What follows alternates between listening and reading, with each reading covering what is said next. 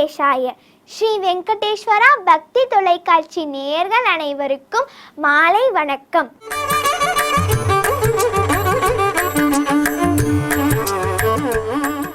இன்று 9ஆம் பாசுரம். தூமணி மாடத்து சுற்றும் விளக்கெரிய தூபம் கமல துயிலலை மேல் கண் வளரும் மாமான் மகளே. இந்த பாசுரத்தை கேட்டு மகிழ்வோமா?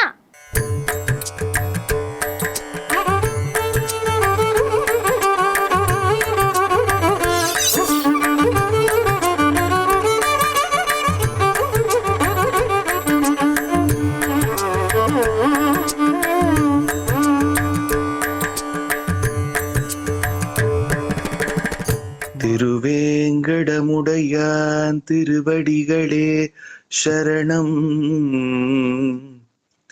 ஸ்ரீமதே ராமானுஜாய நமஹ. ஆழ்வார் திருவடிகளே சரணம்.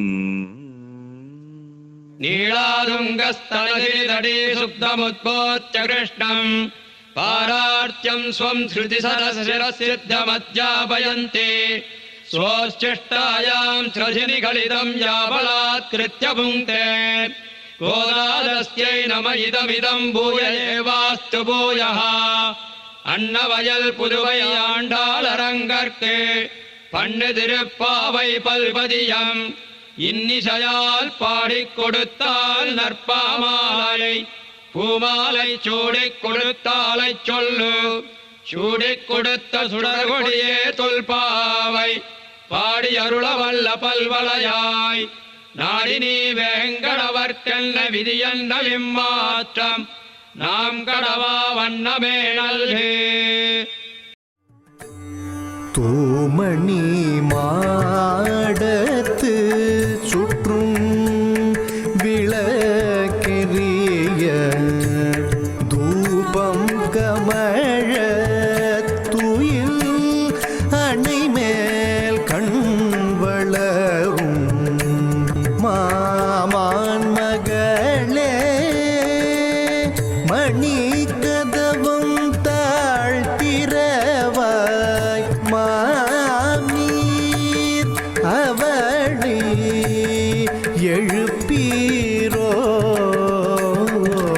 உன்மகள் தான் ஊமையோ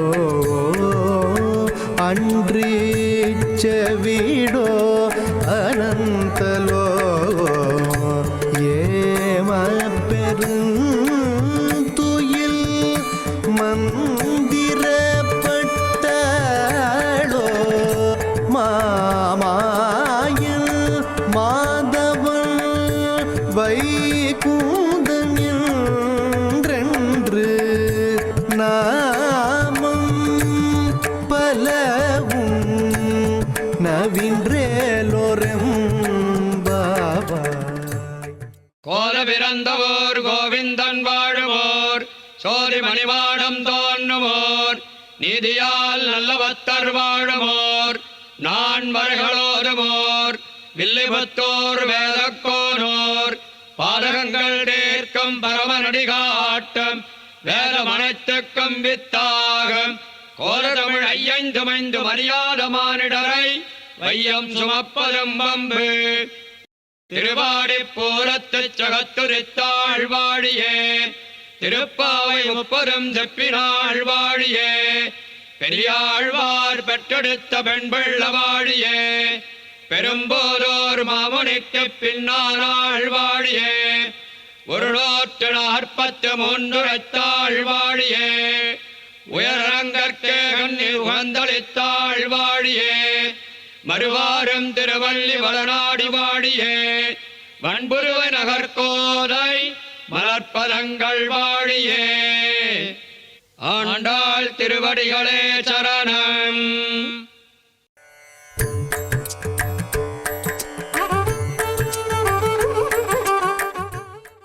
தூமணி மாடத்து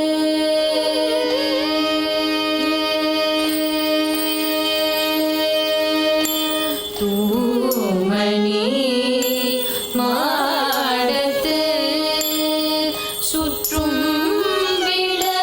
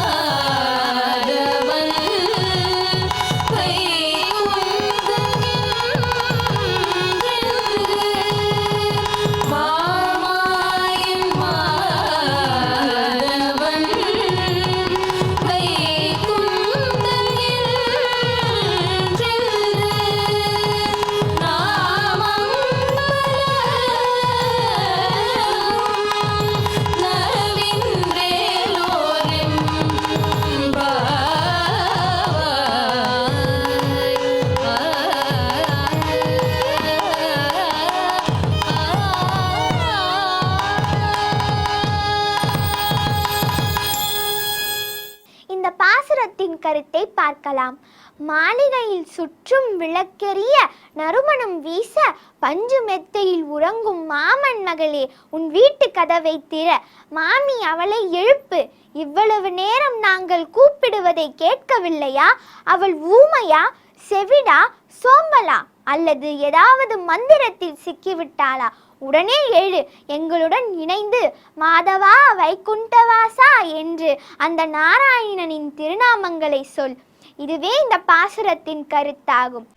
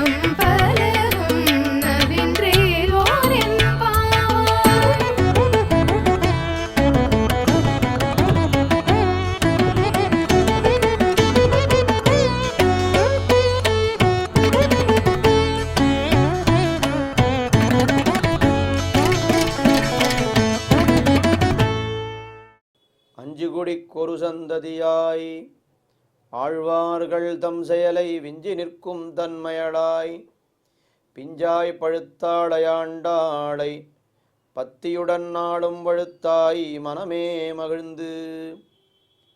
சுடி கொடுத்த நாச்சியார் அருளி செய்த திருப்பாவை என்கிற திவ்ய சாஸ்திரம். இதிலே உயர்ந்த சாஸ்திரார்த்தங்கள் அனுஷ்டானங்கள் எல்லாவற்றையும் நமக்கு காட்டிக்கொண்டே வருகிறாள் ஆண்டாள் நாச்சியார். கோபிகா பாவனையிலே பாவை நோன்பை தொடங்கியிருக்கிறார்கள். இந்த பாவை நோன்பிலே ஒவ்வொரு கோபிகையினுடைய வீட்டிற்காக சென்று அவர்கள் எல்லாரும் எழுப்பிக்கொண்டு கண்ணனுடைய திருமாளிகைக்கு செல்ல வேண்டும். பாகவதர்களை முன்னிட்டு கொண்டே பகவானை பத்த வேண்டும் என்கிற மிக மிக உயர்ந்த அனுஷ்டானம். அதை காட்டிக்கொண்டு வருகிறார்கள். இன்றைய தினம் 9வது பாசுரத்திலே எழுப்பப்படக்கூடிய கோபிகை அவளை என்ன சொல்லி எழுப்புகிறார்கள் என்னால், மாமான் மகளே. ரொம்ப அழகான வார்த்தை. மாமான் மகளே என்னால் இந்த வெளியில் இருக்கக்கூடிய இடைப்பெண்ணான ஆண்டாள், இந்த ஆண்டாளுடைய மாமா தாய்மாமன், அந்த தாய்மாமனுடைய பெண்ணாம் உள்ளே உறங்கி கொண்டிருக்கக்கூடிய கோபிகை, அவளை அதை சொல்லியே எழுப்புகிறார்கள். மாமான் மகளே, என்னுடைய மாமாவுடைய பெண்ணே என்று சொல்லியே எழுப்புகிறார்கள். அதிலே என்ன விசேஷம் என்னால், ஒரு ஸ்ரீ வைஷ்ணவரோடு நமக்கு தேக சம்பந்தம், ஒரு லௌகிகமான இந்த உறவு முறை அது எவ்வளவு முக்கியம் என்பதை இந்த பாசுரம் உணர்த்துகிறது. ஏதோ ஸ்ரீ வைஷ்ணவர் இருக்கிறார், அவர் எங்கேயோ இருக்கிறார், அவரை பார்த்தோம், கை கூப்பினோம், அவர் நாம் விலகிவிட்டோம் என்று அப்படி இல்லாமல் அந்த ஸ்ரீ வைஷ்ணவர் நமக்கு ஒரு உறவு முறையாகவும் ஆகிவிட்டாரானால், அப்படியானால் என்ன ஆகும் என்னால் அது மிக மிக உயர்ந்தது. இதில் சொல்லக்கூடிய முக்கியமான விஷயம் என்ன, லௌகிகத்திலே நாம் உறவுகள்னு நினைத்திருக்கிறோமே, பகவானுக்கு தடையாக, அதாவது பகவானை அனுபவிப்பதற்கு தடையாக இருக்கக்கூடிய உறவுக்காரர்கள், அவர்கள் எல்லோரும் விடத்தக்கவர்கள். அந்த உறவெல்லாம் நமக்கு தேவையே இல்லை. யார் நமக்கு உண்மையான உறவு என்னால், பகவானை அனுபவிப்பதற்கு யார் உறுதுணையாக இருக்கிறார்களோ அவர்களுடைய உறவு நமக்கு மிக உத்தேசியம், ரொம்ப விரும்பத்தக்கதாக ஆகிவிடுகிறது என்பதுதான் இந்த பாசுரத்திலே தெரிவிக்கப்படுகின்ற உயர்ந்த அர்த்தம்.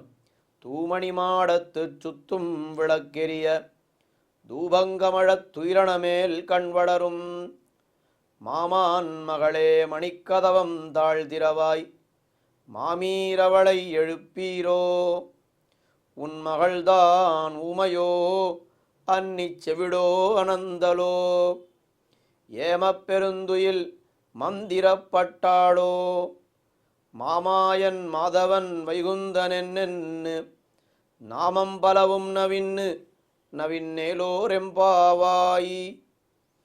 3 பாசுரங்களாக அடையாளத்தை சொல்லி சொல்லி எழுப்பினார்கள். பொழுது விடிந்து விட்டது. இவர்கள் எந்த ஒரு வார்த்தையை சொன்னாலும் உள்ளே இருப்பவள் மறுத்து கூறிவிடுகிறாள். அதனால் இனிமேல் அடையாளமே சொல்ல வேண்டாம் என்று நேரடியாக அவளை எழுப்பி விடுகிறார்கள். அவள் உறங்கிக் கொண்டிருக்கிறாள். அந்த காட்சியை அப்படியே வர்ணித்து அவளை எழுப்பி விடுகிறார்கள். தூமணி மாடத்து சுத்தும் விளக்கெரிய தூபங்கமழ துயிலனமேல் கண்வளரும் மாமான் மகளே. நேரடியாக அவளை எழுப்பி விடுகிறார்கள். அவள் எப்படி உறங்கிக் கொண்டிருக்கிறாள்? தூமணி மாடம், அவளுடைய மாடம் இருக்கிறதே ரொம்ப தூய்மையான மணிகளாலே இழைக்கப்பட்ட மாடம். பகவானுடைய மாடம் அது எப்படி இருக்கிறது? துவளில் மாமணி மாடம். துவளில் மாமணி மாடம் என்னால் தோஷங்கள் இல்லாத மாடம். ஆனால் அடியவருடைய மாடம் அது தூய்மையான மாடம். ரெண்டும் ஒன்றுதானே நாம் நினைப்போம். ஆனால் தோஷம் இல்லைன்னா அது சாதாரண அர்த்தம். தூய்மையானது என்னால் அது ரொம்ப உயர்ந்த அர்த்தம். நமது வாழ்க்கையிலே நாம் பல பல உதாரணங்கள் மூலமாகவே இதை நாம் தெரிந்து கொள்ளலாம். அப்போ ஒரு பாகவதர் இருக்கக்கூடிய மாடம் அது தூமணி மாடம். அதில் என்ன ஆகிறது? மங்களார்த்தமாக சுத்தும் விளக்கெரிய, எல்லாம் விளக்கு ஏற்றி வைத்திருக்கிறார்கள் அந்த இரவு பொழுதிலே மங்களார்த்தமாக. தூபங் கமழ, அகிர் புகை சந்தனம் எல்லாம் போட்டு அந்த சாம்பிராணிகள் எல்லாம் போட்டு அங்கே தூபம் கமழ்கிறது, நல்ல நறுமணம். அதற்கு மேலே துயில்லனமேல் கண்வளரும், நல்ல படுக்கை, அந்த படுக்கையிலே உறங்கிக் கொண்டிருக்கிறாள், கண் வளர்ந்து கொண்டிருக்கிறாள் மாமான் மகளே. கண் வளரும் என்கிற வார்த்தை ரொம்ப ஆச்சரியமான வார்த்தை. இதுவும் உயர்ந்த அனுஷ்டானம். என்னவென்னால் ஒரு ஸ்ரீ வைஷ்ணவரை பற்றி பேசும்பொழுது நாம் சாதாரண வார்த்தைகளாலே அவர் செய்யக்கூடிய காரியங்களை சொல்லக்கூடாது. அவர் சாப்பிடுகிறார், அவர் குளிக்கிறார், அவர் தூங்குகிறார்னு சொல்லக்கூடாது. அவர் சாப்பிடுகிறாரா, நாம் என்ன சொல்ல வேண்டும்?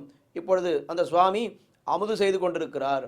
இப்பொழுது அந்த சுவாமி தூங்குகிறாரா, சுவாமி திருக்கண் வளர்ந்தருள்கிறார், சுவாமி இப்போ எழுந்துட்டார்னு சொல்லக்கூடாது. என்ன சொல்லணும்? சுவாமி திருப்பள்ளி உணர்ந்து விட்டார்னு சொல்லணும். எப்போ சுவாமி இங்கேருந்து வந்தார்னால் சுவாமி எப்போ வந்தீர்னு கேட்கக்கூடாது. சுவாமி தேவரீர் எப்பொழுது இங்கே ஏழியாயித்து என்ன இப்படி கேட்கணும். இதெல்லாம் ஸ்ரீ வைஷ்ணவ பரிபாஷைன்னு சொல்கிறார்கள்.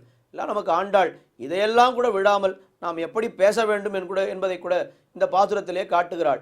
கண் வளரும். அதற்கு மேலே இந்த கீழே எல்லாம் சொன்னார்களே, உண்மையாகவே தூய்மையான மணிமாடமா, உண்மையாகவே தூபங்கமழ, அது சுத்தும் விளக்கெரிய என்ன இதெல்லாம் இருக்கான்னு கேட்டால் அதெல்லாம் இருக்கோ இல்லையோ, ஒரு ஸ்ரீ வைஷ்ணவருடைய சம்பந்தப்பட்ட விஷயங்கள் என்னால் அதை நாம் இப்படித்தான் பேச வேண்டும்.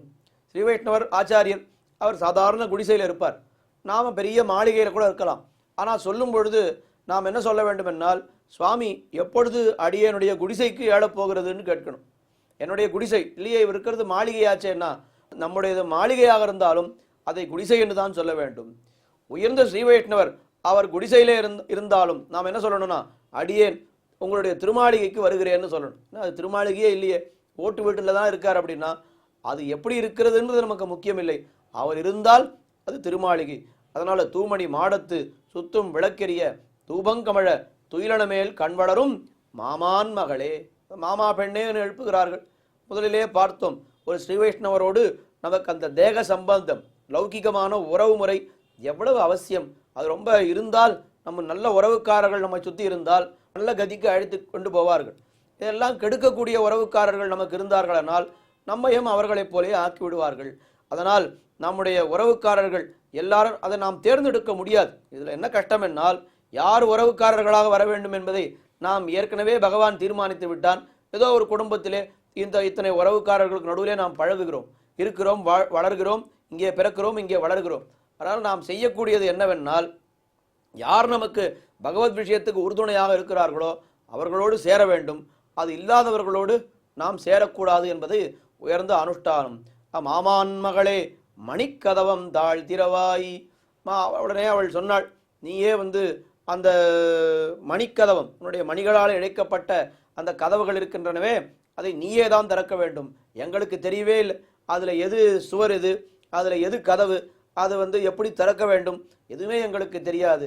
நீதான் திறக்க வேண்டும்னு சொன்னார்கள். ஆனால் அவள் திறக்கவில்லை, எழுந்திருந்து வரவும் இல்லை. மாமீரவளை எழுப்பீரோ, அவளுடைய தாயை பார்த்து சொன்னார்கள். உடனே நாங்கள் எவ்வளவோ சொன்னோம், அவள் எழுந்து வரமாட்டேன் என்கிறாள். நீங்கள் சொல்லி அவளை எழுப்புங்கள். மாமீரவளை எழுப்பீரோ. அப்பவும் அவர் வரவில்லை. உடனே பெரிய பழியை தூக்கி அவள் தலைமையில போட்டான். என்ன சொன்னா, உன் மகள்தான் ஊமையோ அன்றி செவிடோ அனந்தலோ. ஊமையா, அவளால் ஒரு வார்த்தை கூட சொல்ல முடியாதா? வரவேண்டாம், வருகிறேன்னு ஒரு வார்த்தை சொல்ல முடியாதா? இல்லை நாங்கள் பேச வார்த்தை காது விழாதபடிக்கு அவள் என்ன செவிடா? உன் மகள்தான் ஊமையோ அன்னி செவிடோ. இல்லை காது கேட்டும் வாய் பேச முடிந்தும் பேசுவதற்கு சோம்பேறித்தனமா? அன்னி செவிடோ அனந்தலோ. அதுவும் இல்லாமல் ஏம பெருந்துயில் மந்திரப்பட்டாளோ. யாராவது மந்திரம் போட்டுட்டாளன்னு இந்த மாதிரி அவளால் வார்த்தை சொல்ல முடியாதபடிக்கு, எதுவுமே புரியாதபடிக்கு அவளுக்கு மந்திரங்கள் யாராவது மாயாஜாலம் பண்ணிட்டாளா? ஏம பெருந்துயில் மந்திரப்பட்டாளோன்னு கேட்டு உடனே உள்ளே இருக்கக்கூடிய தாயார் சொன்னாலாம், இப்படியெல்லாம் எழுப்பினா அவள் எழுந்திருக்க மாட்டாள். பகவானுடைய நாமத்தை சொல்லித்தான் அவளை எழுப்ப வேண்டும். உயர்ந்த பாகவதர்களை எழுப்பணும்னு சொன்னால் பகவானுடைய நாமத்தை சொல்லித்தான் எழுப்ப வேண்டும். அப்படி அவர்கள் நீங்கள் நாமத்தை சொல்லுங்கோ, அவள் எழுந்திருப்பாள் என்று உள்ளே இருக்கக்கூடிய இந்த தாய் சொன்னாலாம். உடனே இவர்கள் சொன்னார்கள், நிறைய நாமத்தை சொல்லிவிட்டோம், மாமாயன் மாதவன் வைகுந்தன் என்று என்று நாமம் பலவும் நவின்றோம். மாமாயன்னு சொன்னோம், ஆச்சரியமான சேஷ்டிதங்களை புரிபவன். மாதவன், பிராட்டிக்கு மணவாளன்னு சொன்னோம். வைகுந்தன், வைகுந்தத்தில் இருப்பவன், நமக்கு அந்த மோட்சத்தை கொடுப்பவன் சொன்னோம். என்ன நிறைய நாமங்கள், ஒரு சஹஸ்ர நாமமே நாங்கள் பாடிவிட்டோம். ஆனாலும் அவள் எழுந்திருக்கவில்லை. எல்லாவற்றையும் நவின்னோம் என்று சொல்லி அவளை எழுப்பினார்கள். பிற்பாடு அவள் எழுந்திருந்து இந்த கோஷ்டியிலே கலந்து கொண்டாள் என்று இந்த பாசுரத்திலே பார்க்கிறோம். இந்த பாசுரத்திலே உணர்த்தப்படுகின்ற திவ்ய தேசம் அது திருக்கடிகை என்கிற திவ்ய தேசம். திருக்கடிகை என்று சொன்னால் இன்றைக்கு சோழசிம்மபுரம், சோழிங்கபுரம்னு சொல்கிறோமே, அந்த திவ்ய தேசம்தான் ரொம்ப இந்த பாசுரத்திலே விவரிக்கப்படுகின்ற திவ்ய தேசம் என்று காட்டுகிறார். அந்த சோழிங்கபுரத்திலே இருக்கக்கூடிய எம்பெருமானை மங்களாசாசனம் பண்ணும் பொழுது திருமங்கையாழ்வார் என்ன சொன்னார்? மிக்கானை மறையாய் விரிந்த விளக்கை என்னுள் புக்கானை புகழ்சேர் பொலிகின்ற பொன்மலையை தக்கானை கடிகை தடங்குன்னின் மிசையிருந்த அக்காரக்கனியை அடைந்து இந்து போனேனே. மறையாய் விரிந்த விளக்கைன்னு சொன்னார். இங்கே என்ன ஆரம்பித்தால் தூமணி மாடத்து சுத்தும் விளக்கெரியன்னு அதைத்தான் அடையாளமாக சொன்னார்கள். அங்கே இருக்கக்கூடிய எம்பெருமான் அவன் யார் என்னால் அவன் நரசிம்மன். நரசிம்மன் என்னால் அவன் நரம் கலந்த சிங்கன். பாதி வரைக்கும் அவன் மனிதனாக இருக்கிறான். மேல் முகம் சிங்கமாக இருக்கிறது, நரமும் சிங்கமும் சேர்ந்த உருவமாக இருக்கிறான். அது என்ன ஆச்சரியம்! அதுதான் மாமாயன், மகாமாயன், மாதவன். அப்படி நரசிங்கமாக வந்த பொழுதும் அவன் என்ன பண்ணுகிறான் என்னால், அவன் பிராட்டியை விடாமல் மாயாகா தவாகா என்று பிராட்டிக்கு மணவாளனாக பிராட்டியோடு சேர்ந்தே எப்பொழுதும் இருக்கிறான். மாமாயன், மாதவன், வைகுந்தன். நம்ம எல்லோருக்கும் அவனை நரசிம்மனை போய் சேவித்தால், அந்த தேவதையை சேவித்தால் அவர் என்ன பண்ணுகிறார்? நமக்கு அந்த மோட்ச சாம்ராஜ்யம் கச்சதி பதம் ச நரசிம்ம நரசிம்ம என்ன நரசிம்ம அட்டகம் என்கிற ஸ்தோத்திரத்திலே தெரிவிக்கப்படுகிறது. யார் எம்பெருமான் அந்த நரசிம்மனை சேவிக்கிறார்களோ அவர்கள் அவனுடைய இடத்திற்கே போய்விடுவார்கள் என்று தெரிவிக்கப்படுகிறது. இப்போ மாமாயன், மாதவன், வைகுந்தன் என்றெல்லாம் அந்த நரசிம்மனை நாம் சொல்லுகிறோம். அவனுடைய நாமத்தை சொன்னோம் என்று ரொம்ப இந்த ஒரு பாசுரத்திலே திருக்கடிகை சோழசிம்மபுரம் என்கிற திவ்ய தேசம் உணர்த்தப்படுகிறது. தொடர்ந்து அனுபவிப்போம், இணைந்திருங்கள். ஆண்டாள் திருவடிகளே சரணம். ஆழ்வார் எம்பெருமானார் ஜீயர் திருவடிகளே சரணம்.